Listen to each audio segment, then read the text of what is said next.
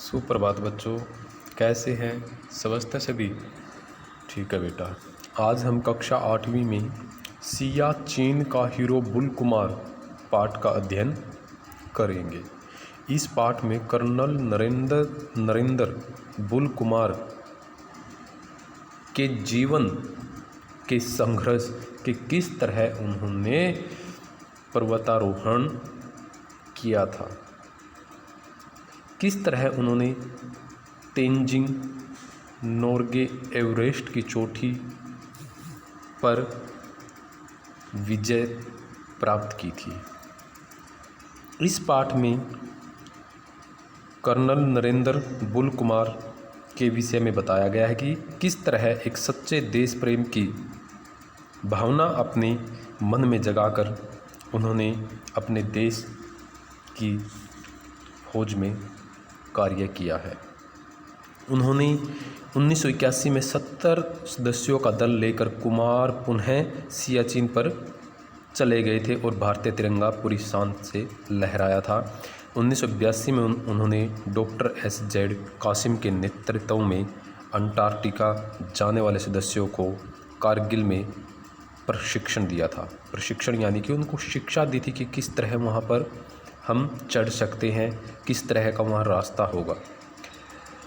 प्रथम भारतीय दल था जिसने अंटार्कटिका में सर्दियों में गंगोत्री नाम से शिविर लगाया था। द्रास में सर्दियों में शून्य से -56 डिग्री से भी कम तापमान वहाँ पर रहता है। तो आज हम कर्नल नरेंद्र के जीवन के कठिन संघर्ष के विषय में पढ़ेंगे। शुरुआत करते हैं। कर्नल नरेंद्र बुल कुमार का जन्म 8 दिसंबर 1933 को हुआ था। वे एक भारतीय सैनिक पर्वतारोही हैं। पर्वतारोही होते हैं पर्वतों पर चढ़ना, ठीक है, पहाड़ जो बड़े बड़े हैं उन पर चढ़ना। वे 1978 में टेराम कांगड़ी सियाचिन ग्लेशियर व शाल्टोरो रेंज में भारतीय सेना के लिए चलाए गए पर्वतारोहण टोही अभियान के लिए जाने जाते हैं। पर्वतारोहण जैसे कि मैंने पहले बताया था, बड़े बड़े जो पर्वत है, पहाड़ है, उनकी चोटियों पर चढ़ना। और ग्लेशियर होते हैं जो बर्फ़ के पहाड़ हैं, वे ग्लेशियर होते हैं, ठीक है। यदि उन्होंने अभियान नहीं चलाया होता तो सारा सियाचिन ग्लेशियर पाकिस्तान के अधिकार क्षेत्र में चला गया होता, जो लगभग 10,000 किलोमीटर है। कर्नल नरेंद्र के अभियान के कारण भारतीय सेना ने इस पूरे क्षेत्र पर अधिकार किया। कुमार ने भारत को सियाचिन पर पुनः कब्जा पाने के लिए 7 पर्वत श्रृंखलाएँ पीर पंजाल रेंज, हिमालय, जांस्कर, लद्दाख, सोल्टोरो, काराकोरम और अग्रिम पार की थी। नरेंद्र 1933 में रावलपिंडी ब्रिटिश भारत में पैदा हुए थे। कहाँ हुए थे? रावलपिंडी में। कब? 1933 में, जब यह जगह भारत में ही थी, लेकिन अब कहाँ है? पाकिस्तान में है। नरेंद्र कुमार 14 वर्ष की उम्र में पंजाब राज्य के एक स्काउट्स दल के प्रतिनिधि बनकर पेरिस गए। 50 स्काउट्स का यह दल पानी के जहाज़ से भारत वापस लौट रहा था, तभी उन्हें भारत की स्वतंत्रता साथ ही बंटवारे का भी समाचार मिला। कर्नल नरेंद्र कुमार की जन्मभूमि रावलपिंडी राजनीति की भेंट में चढ़कर पाकिस्तान में जा चुकी थी। अजीब परिस्थिति थी। स्काउट्स दल के आधे हिंदुस्तानी पाकिस्तानी बन चुके थे। वे स्वतंत्रता की खुशी मनाना चाहते थे, इसलिए उन्होंने मिलकर एक झंडा तैयार किया। उन्होंने उसके बीच में यूनियन जैक एक और भारत दूसरी ओर पाकिस्तान डाल दिया। वे एक राष्ट्रीय गीत गाना चाहते थे, लेकिन कौन सा? तो बस उन्होंने इतना ही गाया, एक तेरा सहारा। इस गीत को गाकर मानो सभी ने स्वयं को नियति को समर्पित कर दिया। जो पाकिस्तानी बना दिए गए वे कराची उतरे और जो भारतीय थे उन्हें बम्बई बंदरगाह पर उतारा गया। बम्बई उतरकर नरेंद्र कुमार शिमला अपने माता पिता के पास पहुँचे। ये बम्बई बंदरगाह समुंदर के किनारे पर है, ये जगह है। आगे पढ़ेंगे। नरेंद्र कुमार और उनके तीनों भाइयों ने भारतीय सेना की सेवा में अपना जीवन समर्पित कर दिया। नरेंद्र कुमार ने भारतीय सेना में 1950 में प्रवेश किया था। उन्होंने अपने प्रशिक्षण के दौरान बॉक्सिंग, घुड़सवारी और साइकिल पोलो में भाग लिया। वे जून 1954 में कुमायूं राइफल्स में नियुक्त किए गए। और तभी से वे शीतकालीन खेलों व पर्वतारोहण में रुचि लेने लगे। उन्होंने भारतीय सैन्य अकादमी देहरादून में अपना प्रथम बॉक्सिंग मैच लड़ा था, जिसमें उन्हें बुल की उपाधि मिली थी। उनका प्रतिद्वंदी एक वरिष्ठ कैडेट सुनीत फ्रांसिस राइड्रिक्स था, जो बाद में थल सेनाध्यक्ष बना। प्रारंभ में उनके प्रतिद्वंदी ने उन्हें बुरी तरह पीटा, परंतु नरेंद्र कुमार ने संभलते हुए उन्हें इस प्रतियोगिता में बुरी तरह से हराया। इस तरह से उन्होंने अपने लिए बुल उपनाम कमाया, बुल या बिल। पर्वतारोहण में कर्नल की रुचि तब जागृत हुई जब उन्होंने तेंजिंग नोर्गे एवरेस्ट की चोटी के प्रथम विजेता हिमालय पर्वतारोहण संस्थान के निदेशक से मुलाकात की। बाद में वे इसी संस्था के निदेशक भी बने। मार्च 1958 में नरेंद्र ने माउंट त्रिशूल 23,360 फुट के अभियान के लिए सेना और नौसेना का सफल नेतृत्व किया। उसके बाद उन्होंने अनेक पर्वतारोहण अभियानों में भी भाग लिया। 1960 में एवरेस्ट पर्वत की चढ़ाई में मौसम खराब होने के कारण उन्हें वापस लौटना पड़ा। अपने प्रथम प्रयास में ही 28,700 फीट तक पहुंचने वाले नरेंद्र कुमार पहले भारतीय थे। 1961 में कुमार ने नीलकंठ गढ़वाल हिमालय 21,644 फुट पर चढ़ने के लिए एक 5 सदस्यीय समूह का नेतृत्व किया। शीतदंश से पैर की 4 उंगलियां गल जाने के कारण कर्नल को शिखर से 200 मीटर पहले ही रुकना पड़ा। कहने का तात्पर्य यह है कि नीलकंठ गढ़वाल हिमालय जो 21,644 फुट ऊंचा था, उसकी ऊंची चढ़ाई उन्होंने चढ़नी थी। लेकिन जब शीतदंश यानी कि सर्दी थी बहुत वहाँ पर जो ये ग्लेशियर है यानी कि पहाड़ हैं बर्फ़ के, उनमें चल रहे थे, तो पानी लगने से, बर्फ़ लगने से उंगलियां गल गई थी, 4 उंगलियां उनकी गल गई थी। और इसी तरह उन्हें शिखर यानी कि पर्वत की ऊंची चोटी से 200 मीटर पहले ही रुकना पड़ा था। उनकी ये 4 उंगलियां बाद में काटनी पड़ी। वे उस भारतीय दल के उपनेता थे जिसमें 9 भारतीय सेना के पर्वतारोही थे एवं पहली बार किसी भारतीय ने एवरेस्ट पर तिरंगा लहराया था, वह भी एक साथ 9 ने। 1965 में इस अभियान का नेतृत्व जल सेना के कैप्टन मोहन सिंह कोहली ने किया। उन्होंने कहा था, कुमार का आरोहण कैरियर आश्चर्यजनक था। इसके बाद उन्होंने अनेक पर्वतारोही अभियानों का नेतृत्व किया। 1976 में कुमार ने उत्तर पूर्व दिशा से कंचनजंगा पर चढ़ाई की, जो उस दिशा से सबसे कठिन चढ़ाई थी। 1977 में कर्नल नरेंद्र कुमार एक जर्मन रोक्टर नौका चालक, ठीक है, ये कौन थे? नौका यानी कि किश्ती चलाने वाले के संपर्क में आई। वह ग्लेशियर के प्रारंभिक स्थल से नुरबा नदी का अवरोहण उसके उद्गम से शुरू करना चाहता था। अवरोहण होता है बेटा ऊंचाई से नीचे की ओर आना, ठीक है।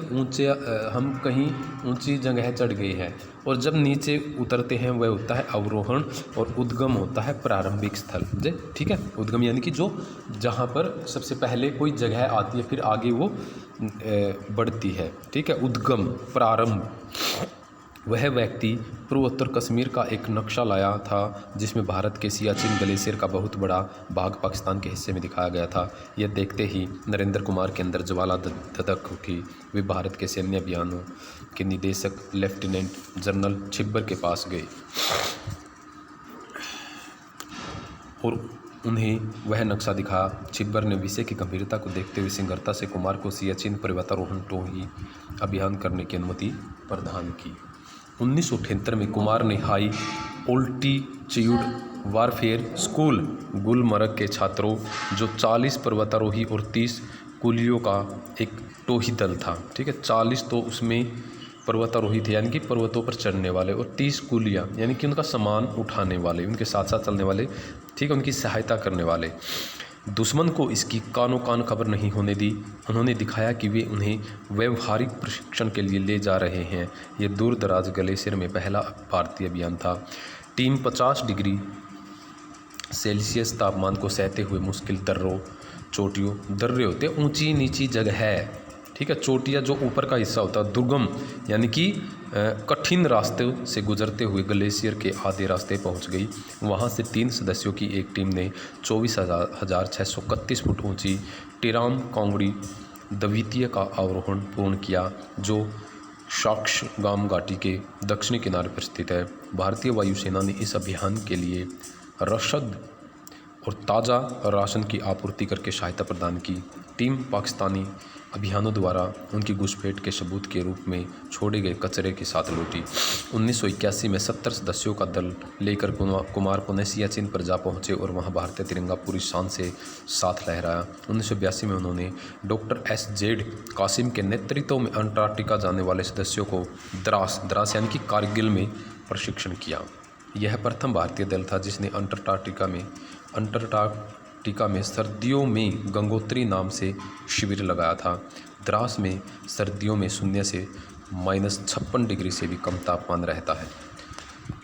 अंटार्कटिका ये एक जगह है, ठीक है, कि भी एक पर्वत है। द्रास होता है कारगिल। बाद में 1983 में कुमार ने इलस्ट्रेटेड वीकली ऑफ इंडिया नामक पत्रिका में अपनी यात्राओं का एक ब्यौरा प्रकाशित किया। युद्धाभ्यास और सियाचिन में संघर्ष की स्थितियों पर जयदीप सिरकर द्वारा काराकोरम में उच्च नीतियाँ नामक एक संक्षिप्त लेख कलकत्ता टेलीग्राफ समाचार पत्र में 1982 में प्रकाशित किया गया। काराकोरम भी वही, ये बहुत ही ऊंची जगह है, ठीक है, भारत में बहुत ऊंची जगह है काराकोरम। बाद में भारतीय सेना के इस गोपनीय अभियान की खबरें और तस्वीरें भारती की इलस्ट्रेटेड वीकली नामक लोकप्रिय पत्रिका में प्रकाशित की गई। 13 अप्रैल 1984 को भारतीय सेना ने सियाचिन ग्लेशियर पर पाकिस्तानियों के विरुद्ध एक अभियान छेड़ा जिसे ऑपरेशन मेघदूत के नाम से जाना गया। इस अभियान में सेना द्वारा ग्लेशियर पर भारतीय अड्डों की भी स्थापना की गई।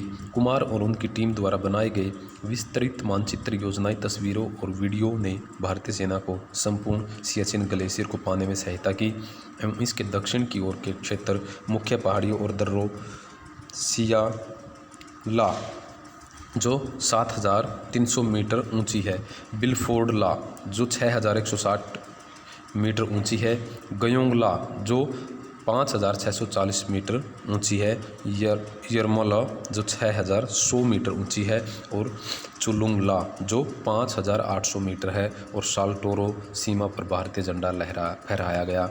मुख्य बिलफोर्ड ला तितलियों का दर्रा प्राचीन सिल्क रूट है जो अविभाजित भारत और चीन को जोड़ता है। नरेंद्र कुमार को भारत में दूर दराज के क्षेत्र में सबसे अच्छा सैन्य टोही अन्वेषण व सर्वेक्षण के लिए 25 जून 2010 को यूनाइटेड सेवा संस्थान द्वारा मैकग्रेगार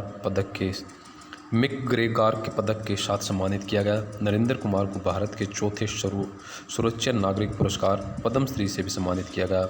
अर्जुन पुरस्कार, IMF मेडल, कीर्ति चक्र और अति विशिष्ट सेवा मेडल आदि अनेक नागरिक व अन्य सैन्य पुरस्कारों से सम्मानित किया जा चुका है।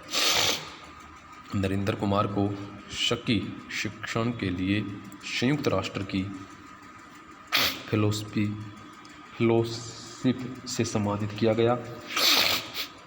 उन्हें 4 महीने के लिए स्विट्जरलैंड और ऑस्ट्रिया में प्रशिक्षण किया गया। अपने प्रयासों में भारत में रिवर शॉफ्टिंग शुरू करने के लिए उन्होंने लद्दाख में सिंधु नदी और सिक्किम में तीस्ता का आरोहण किया।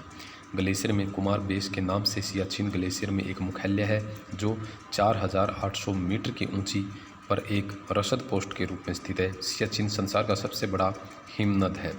संसार का हिमनद यानी कि बर्फ़ है वहाँ से, ठीक है, बर्फ़ पिघलकर नदी के माध्यम से पानी आता है। यहाँ पर 0 से भी 50 डिग्री कम तापमान में भारत के लगभग 10,000 से अधिक सैनिक रात दिन भारत की सीमा की सुरक्षा में लगे रहते हैं।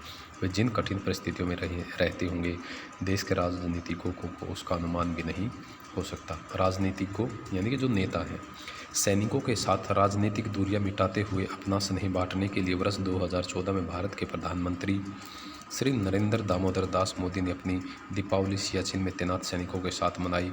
दूसरे शब्दों में कहे तो सियाचिन को 2 हीरो मिल गए, एक नरेंद्र बुल कुमार और दूसरे नरेंद्र दामोदर दास मोदी। इतनी सहानुभूति और सैनिक सम्मान की भावना अगर पड़ोसी देशों में भी फैल जाए तो वह दिन दूर नहीं जब यह सियाचिन रण क्षेत्र के बजाय केवल पर्वतारोहियों के लिए एक चुनौती मात्र रह जाएगा।